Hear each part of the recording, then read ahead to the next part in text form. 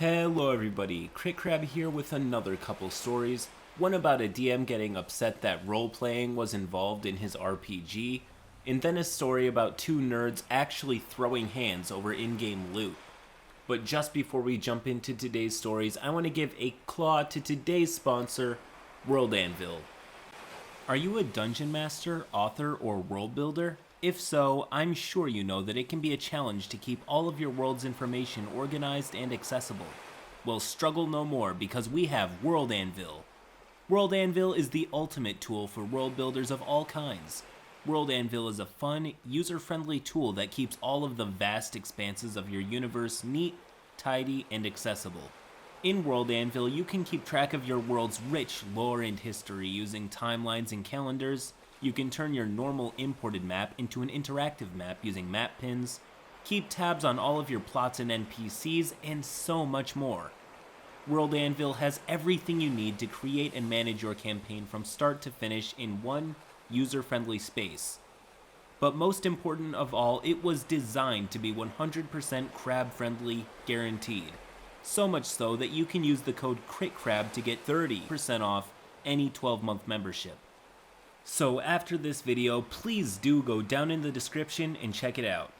Anyways, that aside, roll post. I need to first say that I have just joined Reddit entirely because watching CritCrab finally pushed me to finally submit my own horror stories. So I am brand new to Reddit. This is my very first post in fact, so please forgive me if I do something awkward or dumb. This is a relatively simple story, but it is so inexplicable that I absolutely need to share it.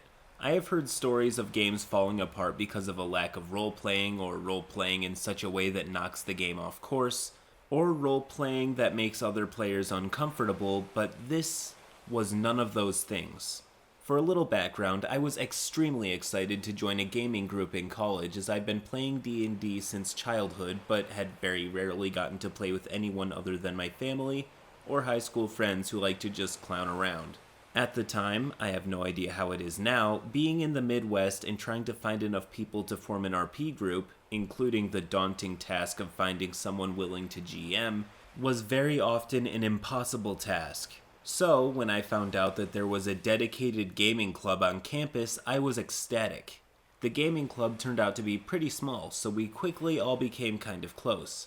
In addition to games, we would do things like hang out at the local cheap diner, celebrate each other's birthdays, attend shows when one of us was acting or performing on campus, etc.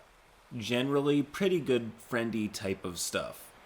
This also meant that we were always in each other's games, and those usually went pretty well. Thus, something suddenly going wrong would be totally unexpected. We were pretty darn familiar with each other. The players in this story are myself, X, who was my partner at the time, Pirate, who was currently GMing, and the entity that I will call Couple because they were extremely married and did everything together. The gaming group's main games were almost always Vampire the Masquerade or some other branch of the World of Darkness. That's when most of the group played on a regular basis, and we were all into the drama and deep role-playing of it, chewing the scenery and getting really into our characters. Even when one-shots and other small games popped up on the side, it usually was the same sort of deal. Very rarely were other games played, at least where I, the youngest and newest member of the group, was invited to. So when Couple announced that they really wanted to play some D&D, the system I'd grown up with but never got to play, and asked the whole group for players, I was so excited. Only X and I seem interested in it though, so the players ended up only being the two couples. This is definitely a case of you need a session 0 because we all just dived in doing character creation and the start of the adventure in one sitting. But we were all good friends who had played with each other dozens of times, so settling into a D&D game together shouldn't be too hard, right? When we sat down for character creation, Pirate informed us that our characters were all supposed to know each other. So I excitedly started trying to figure out where my character fit into the group, coming up with ideas of how she might know the other characters, what their connection and relationship might be. I worked out a fun thing with X that our characters had grown up with each other, sort of childhood friends who were now young adults still living in their home village. I can't remember what the characters of Couple turned out to be or how they were related because they were pretty reserved while me and X excitedly made our characters and worked out their personalities. I detected no problems. The adventure begins with our party forming up in our home village, and I excitedly play out my character running to her best friend's house and banging on the window to wake him up to tell him to join whatever the forming quest was. We have some good banter, a little back and forth to figure out how we're going to play our characters, all that good Session 1 stuff. Couple, however, remain pretty silent. I still didn't think too much of it as they both can be socially awkward at times and are generally kind of quiet. I figured they were just feeling out Session 1 a little more slowly, getting over the nerves that come with playing a new character for the first time, so I made sure to try and include them in the fun. My character was a high energy and a gregarious person, so she tried to make up conversations with couples' characters, but it didn't really go anywhere. I couldn't get so much as a smile out of them. Because character creation had taken up most of our time, we only got to the forming of the party and agreeing to the quest before the session ended. We had really only dipped our toes into actually playing, and everything had felt a little weird when we did. But I was still excited to see what the game would turn out to be and figured that the following sessions would get rolling a little more smoothly. When the session ended, before I left, I made sure to tell Pirate that I was excited for the next session and mentioned the little things that I had liked about this one, while Couple packed up their stuff in complete stone-faced silence. On my way out, I saw that they went over to talk to Pirate as well, but I figured that they were just doing similar after-game chatting. The next week goes by as it does, and I catch Pirate between classes to ask when the next session is going to be.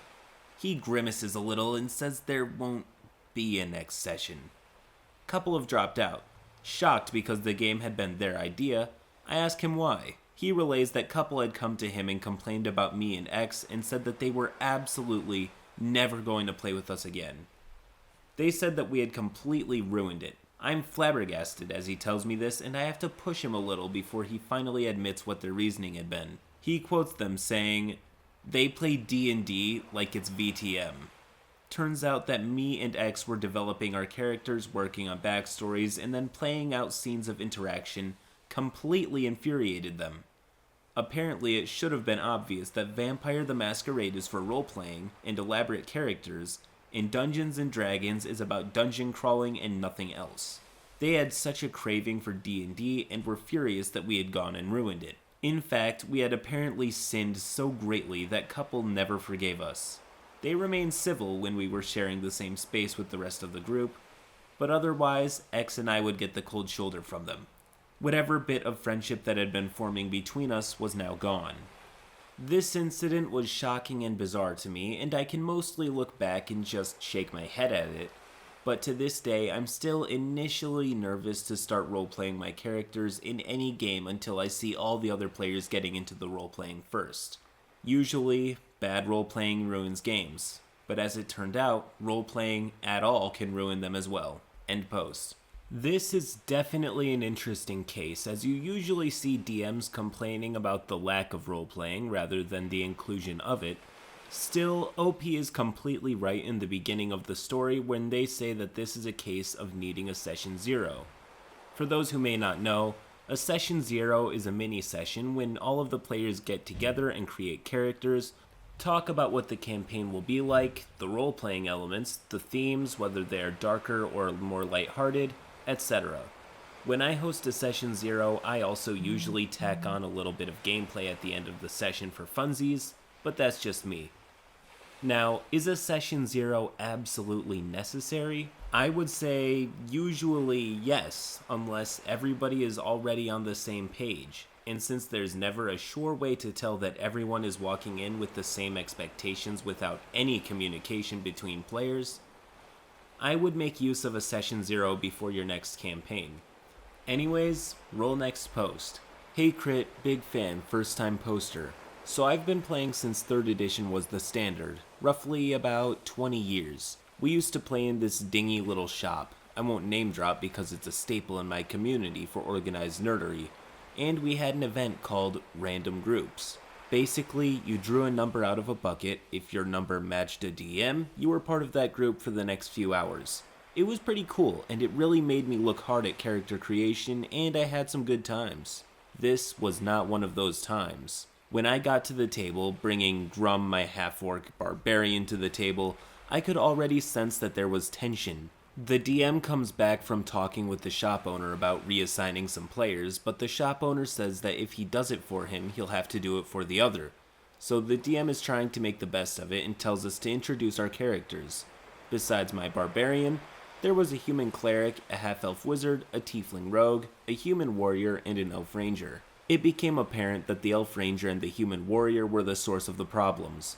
They did not like each other at all, and the story was that the ranger had started dating the fighter's ex, and the fighter had started spreading rumors about the ranger.